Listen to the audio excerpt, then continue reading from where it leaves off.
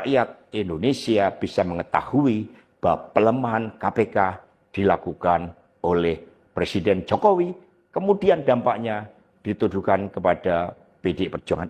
Seluruh masyarakat Indonesia yang saya cintai dan banggakan.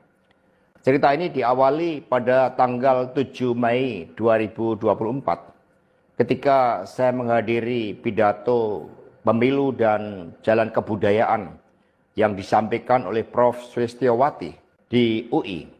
Di situ saya bertemu dengan Bapak Novel Baswedan, Pak Rocky Gerung, dan tokoh-tokoh civil society lainnya.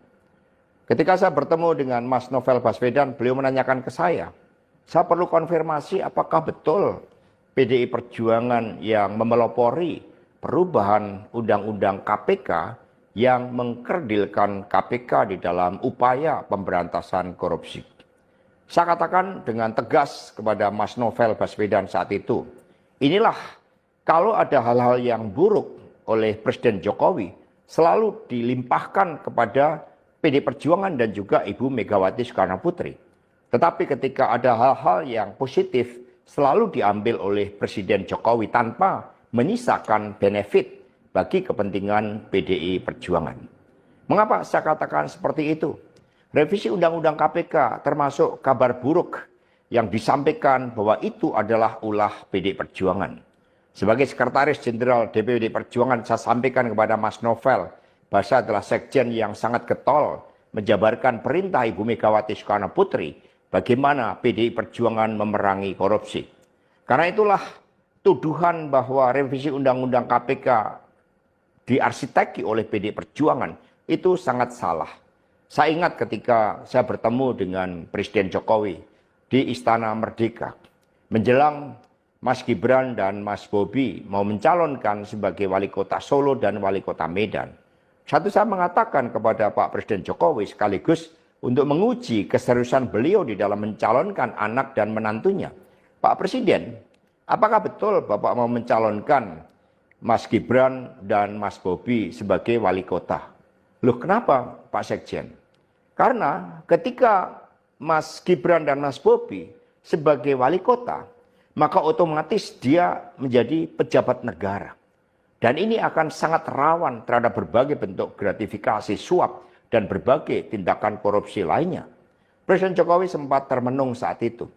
Dan kemudian dari situlah saya merasakan bahwa pertanyaan saya ini sangat mengusik perhatian dari beliau. Karena saya tegaskan bahwa ketika Mas Gibran dan Mas Bobi menjadi wali kota, maka dengan mudah akan terkena operasi tangkap tangan dari KPK dan juga aparat penegak hukum yang lain. Maksud saya bertanya kepada Presiden Jokowi adalah untuk mengingatkan bahwa beliau sudah presiden. Buat apa kemudian anak-anaknya harus menjadi wali kota, dan itu mengandung suatu risiko-risiko politik, mengingat presiden juga berhadapan dengan begitu banyak pihak-pihak yang selalu mencoba berhadapan dengan Bapak Presiden. Tetapi beberapa saat kemudian saya menerima salah seorang menteri. Dan beliau mengatakan kepada saya bahwa sudah mendapatkan arahan dari Presiden Jokowi untuk melakukan revisi Undang-Undang KPK. Saat itu dijelaskan berbagai pasal-pasal penting. Misalnya bahwa pimpinan KPK tidak otomatis bertindak sebagai penyidik.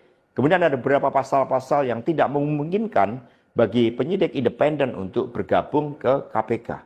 Berbagai revisi-revisi itu. Karena ini adalah perintah dari Presiden, maka ya saya sarankan untuk bertemu dengan seluruh jajaran fraksi di DPR RI dan coba menggalang atas perintah dari Presiden. Nah, saat itu Pak Menteri yang menjadi kepercayaan dari Pak Jokowi ini menyampaikan bahwa kira-kira akan diperlukan dana sebesar 3 juta US dollar untuk menggolkan revisi Undang-Undang KPK. Dan mengapa berjalan mulus?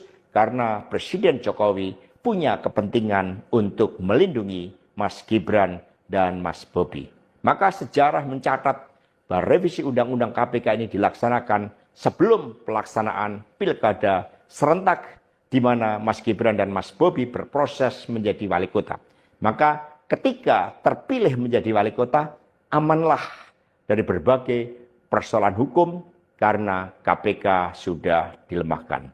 Jadi dari keterangan saya yang saya pertanggungjawabkan secara hukum, secara politik, yang saya pertanggungjawabkan di atas Tuhan yang Maha Kuasa tentang kebenaran pernyataan saya ini, meskipun tanpa bukti, rakyat Indonesia bisa mengetahui bahwa pelemahan KPK dilakukan oleh Presiden Jokowi, kemudian dampaknya dituduhkan kepada PDI Perjuangan. Ini jawaban buat Mas Novel Baswedan. Terima kasih, tegakkan kebenaran, Satyam Eva Jayate.